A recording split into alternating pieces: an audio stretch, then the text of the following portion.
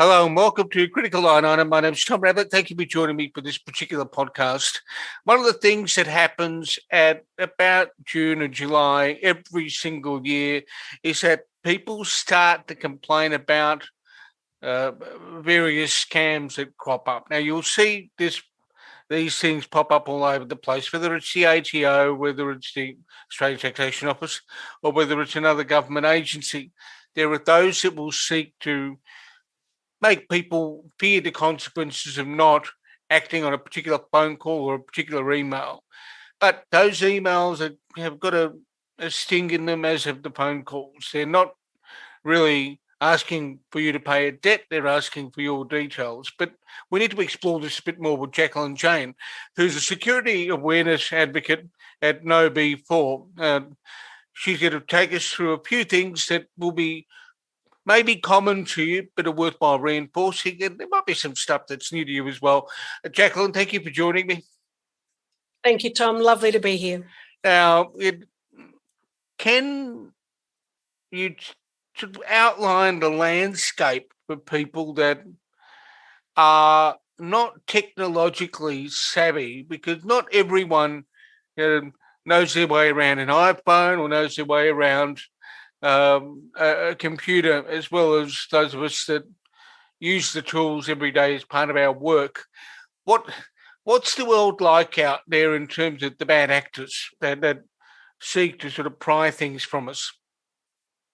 Well, their landscape is really quite busy, and I think you're absolutely right. If you're a non-technology person, some of this can be really quite confusing. So what I'll start with is talking about the three elements that we'll be discussing today. The first one is phishing, which are malicious emails. So emails with links or attachments or directives that get you to act, usually without thinking.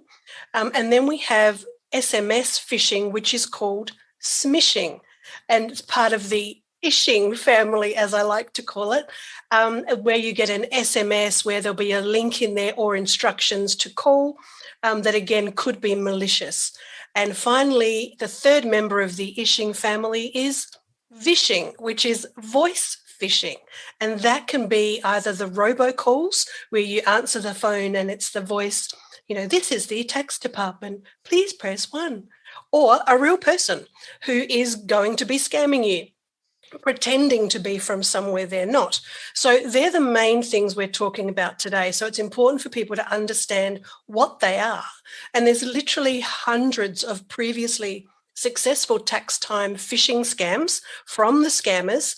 Now, some people interchange scammers with cyber criminals, with bad actors. They're all the same. They're breaking the law and they're out to steal your information and your money. And we see the same scams year on year, and literally millions of dollars are being stolen from hardworking Australians, Tom. Okay, let's break those three down, because we've got several issues that crop up in each of them. Let's start with the phishing email. Yep. Describe to the person that isn't aware of what a phishing email is, what they can expect to see when they get one. Sure. And it's a good question, and something to keep in mind as well, whilst we're talking about tax time right now, and we're talking about these malicious emails that could be from either the Australian Tax Department, ATO, or MyGov, because they both communicate this information. This could be for anything else as well. So when we talk about the red flags to look at in phishing emails, there's over 20 of them that we need to be aware of. And often they can be something simple as spelling your name wrong, or the inbox where you have a look at where and who has sent an email to you. And you can see, hold on a minute, that's not Tom, that's spelt differently, or that's not his usual email. There could be a link in there, which is usually called the hyperlink in blue, and it looks like it's the ATO, because you can change the text on any link. People don't necessarily know that. So you need to hover your mouse. And again, people aren't sure about that either. So you get your mouse with the pointer and rest it over that hyperlink. And then you'll see usually in the bottom left-hand corner of your computer screen, the URL the web address of where that link is going to. And sometimes it will say the correct address. Other times it's gobbledygook. It's XYZABC 4932. And you think, whoa, that's not the ATO. And there's an official ATO website, which I'll say it a few times, is www.ato.gov.au. And if ever you get an email that asks you to click on something, open an attachment, a PDF, a Word document, a spreadsheet, whatever that might be, Tom, we really need to be cautious, because most of the time, if we have an emotional response, so let's say we've gone to our inbox, it's tax time, we open it up and we see the tax department are going to be demanding money from you. So your first thought is to take a breath, get a bit concerned, because no one wants to owe the tax department money, or even if you didn't know about it. And then you'll open the email and it will be demanding. It will look like it's from the tax department. And this is the scary thing. No more text. It's all HTML, which is the graphics, the hypertext markup language. So things look really cool in the email. And you think this is from the tax department. You don't look at anything other than the instruction, Tom, and people click. And then they give away their information without thinking. So a malicious email is designed to catch you off guard, to promote an emotional response, to get you to engage when you normally wouldn't. And if you took a breath, took some time, really had a look at it and think, okay, well, maybe I do owe money. I don't know. Or maybe I have been just given extra money from my tax, because there's a reverse scam as well. Ring the tax department or go to their website. Don't click on anything. So it's a really tough call for people, Tom, because it's about emotion. Have you had any experience with the phishing emails yourself, Tom? I seem to recall clicking on something many years ago, and then somebody somewhere in the middle of the Middle East was mucking about with emails, and then they had to change security settings. So this would have been when I was significantly less sensible. But No, it's not even that, Tom. It's the awareness, and that's the key. Once you know what to look for, all of a sudden, okay, hold on, this could be a scam. There's a MyGov scam going on that actually comes to you as an email, where it's MyGov saying, please update your details. It's got images of the MyGov app and says, please click on this link to update your details. And it looks so official, people are clicking. Well, the other thing that it is interesting in terms of emails is there's a lot of phishing emails that the mail webmail providers like Gmail automatically clean out and put into your spam folder. Correct. I looked at my spam folder not so long ago, and I discovered that I was responsible for giving myself all sorts of offers. Oh, yes. And My son loves. I love the fact I give myself all sorts of offers, but that's what the listeners will need to learn about as the email spoofing, where your name might appear on in the field of a sender, but the email address is something else completely. It looks like the email. It probably looked like hieroglyphics from a dead Egyptian pharaoh's pyramid, but that's neither here nor there. But the point is, it looks weird. It looks exotic, and it's not your normal email. But no, someone looking at it may well decide, I'm going to click on that because it looks like it's from Tom, or it's from Jane, or it's from Jacqueline, or it's from Bob, Fred, Sally. But it's not. And that I think is the interesting thing. Now we've got the SMS sort of phishing mechanism, which we sort of crept in, but more use of the SMS stuff. Yes. Is that seems to be one designed to get a more instantaneous response, isn't it? It is, because if we're on our mobile devices, we tend to be on the move. That's why they're called mobiles. And you're not paying attention necessarily. And I think one interesting thing that's taken place, before I talk specifically about the things we're seeing from the ATO and MyGov from a fraud perspective, so people pretending to be from them, is a few months back, or maybe six weeks, Telstra put in a big change in stopping scam and spamming type SMSs coming to Telstra customers' mobile devices. And that was 500,000 of them a day they were stopping. That's 500,000 a day. And it's phenomenal numbers. And what we saw then was everyone else in Optus and Vodafone were getting smashed, literally, with all of these smishing SMSs. So the smishing SMS is a malicious SMS that will either ask you to please log into your account, verify your details to make sure your account is secure, click here.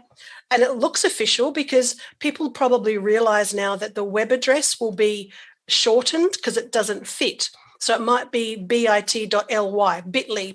People can see it. They know what I'm talking about. Rather than a big email, big URL, web address, it's condensed. But they'll have something in there like gov help, where you think, oh yeah, that's legitimate. And the last little words it might say is, if you don't do this within 24 hours, your account will be locked, which is pretty scary if you rely on MyGov or you need access to the ATO portal. And people click without thinking. And by clicking, it could be harmless from your visual perspective. And it might take you to what looks like an error page or a fake tax page. What it's done when you've clicked is potentially deployed malicious software onto your phone. Then your phone will start to do weird things. And the cyber criminal can, quite frankly, take all your information from your phone and be ghosting and watching everything you do. It's terrifying. And these things can also work in the positive, Tom. So some people will get a text from what looks like the ATO. Again, it's not real. So you have got some money, extra money in your tax this year.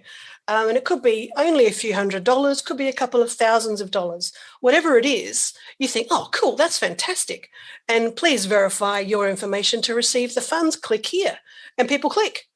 You can't verify, you can't hover over a link in an SMS. So the most important thing, as well as the smishing, as well as the phishing, so fake emails and fake SMSs, is the ATO and MyGov will never, ever, ever send you a text message with a link in it or an email with a link in it. Never, ever. They will communicate to you and say, hey, Tom, it's the ATO here or it's MyGov here. You have a new message in your inbox in your MyGov account. Please go and find it. They will not put a link in there for you to click. So that's a really key message for people. But yeah, the text messages are really out of control. Only yesterday, I received 6 at the same time telling me my credit card had been used.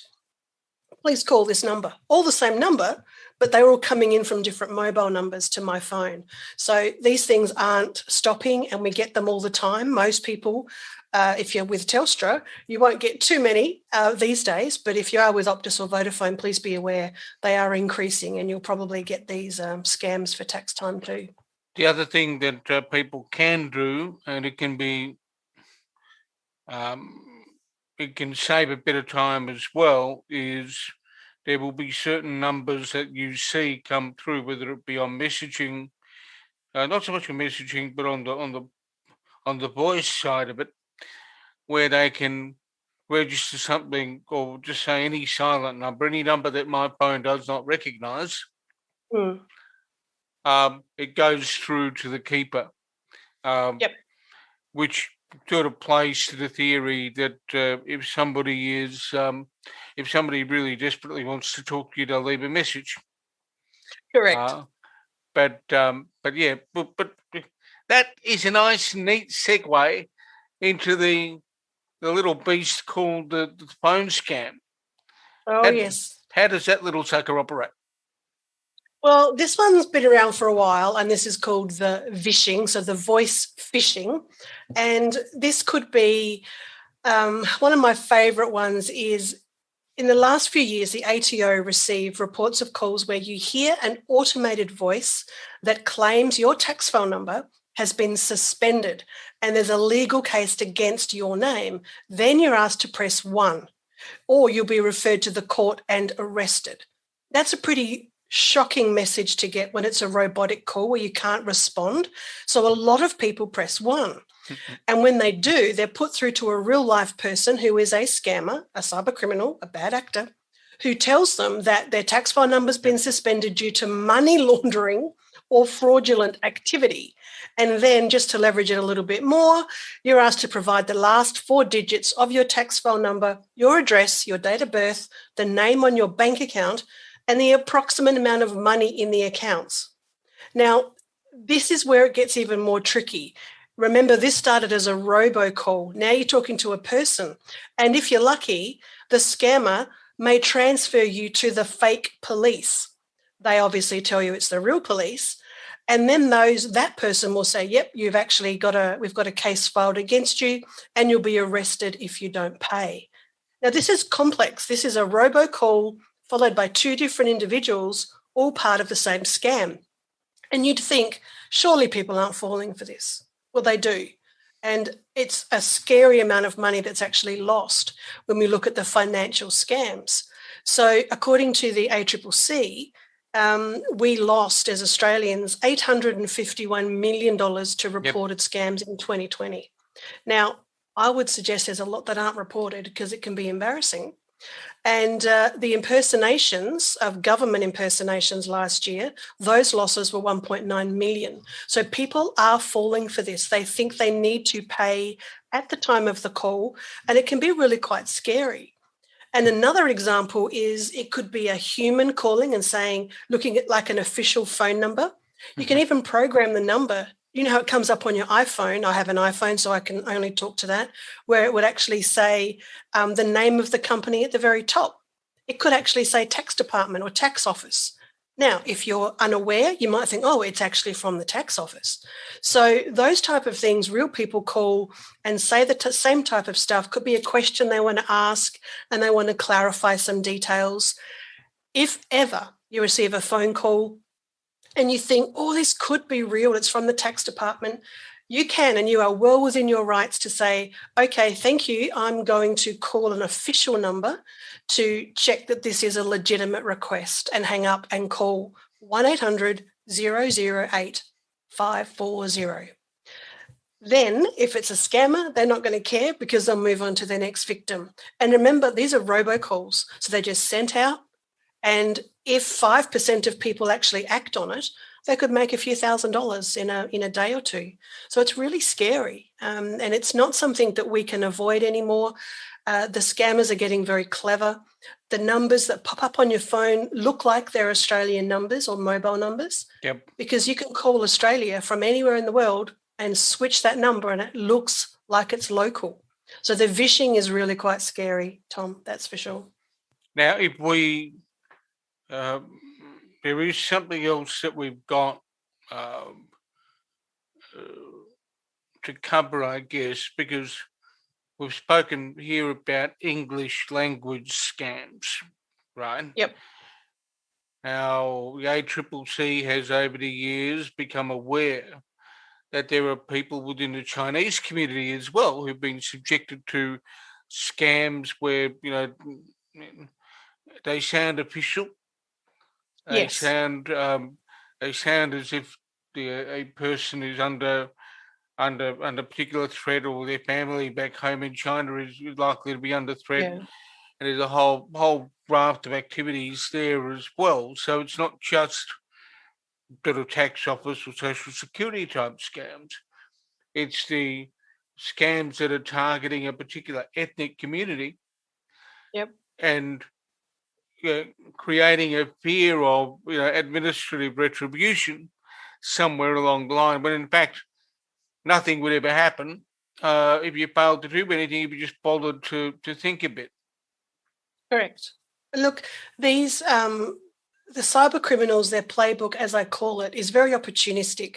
We saw back in late 2019 the scammers were taking advantage of the Australian bushfires from a charity perspective. Yeah. There were scams everywhere, including social media scams. So in addition to the phishing family, there was also the scammers on social media. Yeah. And then we saw COVID-19 scams with the same vishing, smishing, phishing, all of those things, and also buying products. They target everyone for a vulnerability, no matter where you are, no matter what you do. It is, it could be a positive thing as well, as you've won something or you've been selected to do something. It blows my mind that the very reason that we as humans fall for these scams, and you'd think after all this time we'd know not to, but I bring in a non-cyber example here, Tom, and think about driving a car. Here in Australia, we still have don't drink and drive, you're a bloody idiot, and the drug campaign, don't drive if you've taken drugs. So even though we know not to do it, we still do, because we're human. We still have speed cameras, traffic lights, because we can't function without that kind of boundary and that reinforcement. And I think we, as an organisation, as a country, we need to make sure that we're looking for that culture of security where we do think before we act, and we're a long way from it. So this type of thing is very critical, and thank you for doing it, because the message of what to look out for, what to be aware of is key for everybody. It doesn't matter if you own a business, if you work for someone, or you're home working remotely, you've got kids, elderly parents, doesn't matter. We all need to know about this stuff. There is something else that I've just remembered that we should probably cover, because people use social media extensively. They do. They get onto Facebook, they get onto any number of things. The other day I did for the first time ever, I was live streamed with a session with two other people. They were in the States, I was here. I probably had the better half of the sort of the difference between the two countries in terms of time. But on Facebook, there are people who buy ad space. Yep. And there are times there are products that are advertised, and if you click on it, you end up going to a website that, if you've got the right security software, virus software, right firewall, you'll be told we've blocked something.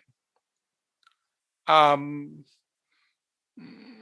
from other things, Jacqueline, I've also learned not to click on buttons where there's a fancy looking Disney lamp or lamp for sale, because that's what caught me out a few years back.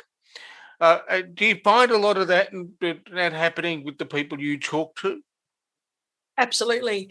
No matter where we go in life online, so whether it be even eBay, if we go to an official shopping site or Amazon or anywhere where there's other people who can join in, there's a potential for scammers to be there, because we do fall for these things. We're not paying attention. And if you go to any website and someone has paid for advertising, often it's called clickbait, where it will be quite a compelling headline that says, you won't believe what happened here at this shop, and you'll click because you want to find out. We're curious by nature. And it could take you to a news site that is all fake. They spend a lot of time to make this stuff look good. Cyber criminals are very intelligent. They're sophisticated.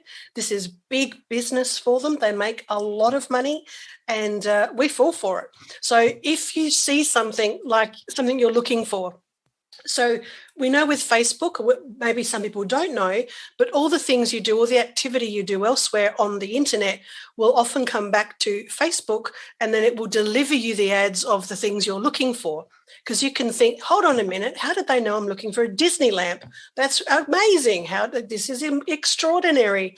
You'll also be delivered the fake ads as well, because it's really hard to differentiate who is real and who is fake online. So absolutely. It's not an easy thing. And there's a lot of scammers who create fake profiles on social media. It's Look, some people ask me, Tom, shouldn't I just delete everything and not be online? I say, no, not at all. You need just to be aware of what you share, where you're visiting, what information you're sharing. And if it's anything like personally identifiable information that someone could steal from you and then pretend to be you with identity fraud, don't share the information. Pick up the phone, call your bank, call the ATO, call MyGov, visit an official site, make sure you have official apps.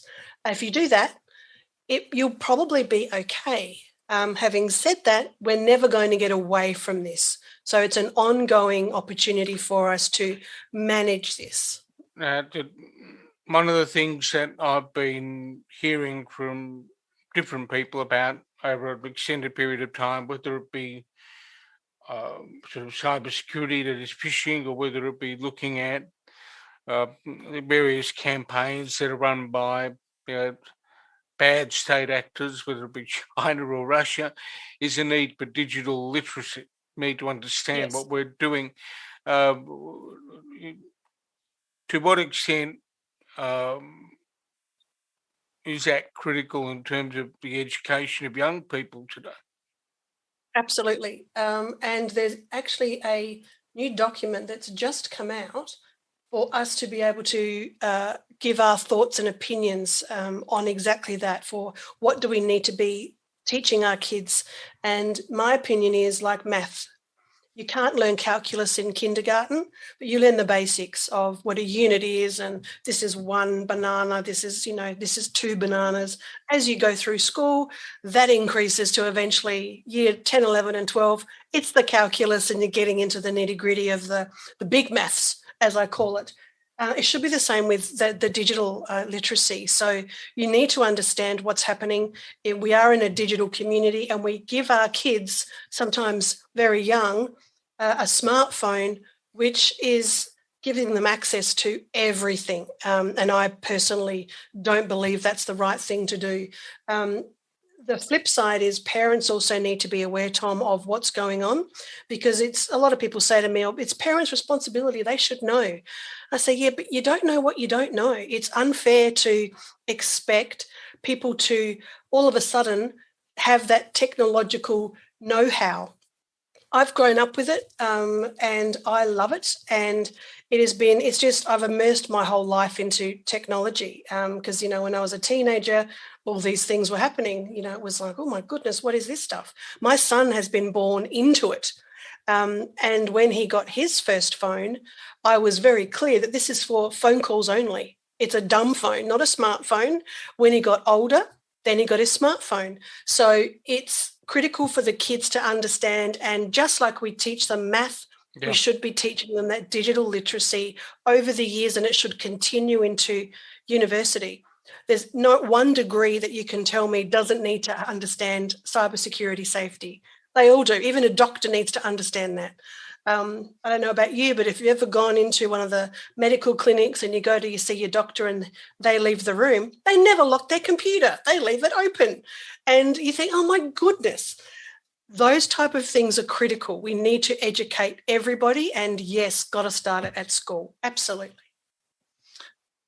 That's been a fascinating overview and probably a convenient time to wrap things up, Jacqueline. Now, I've been talking to Jacqueline Jane from Know Before.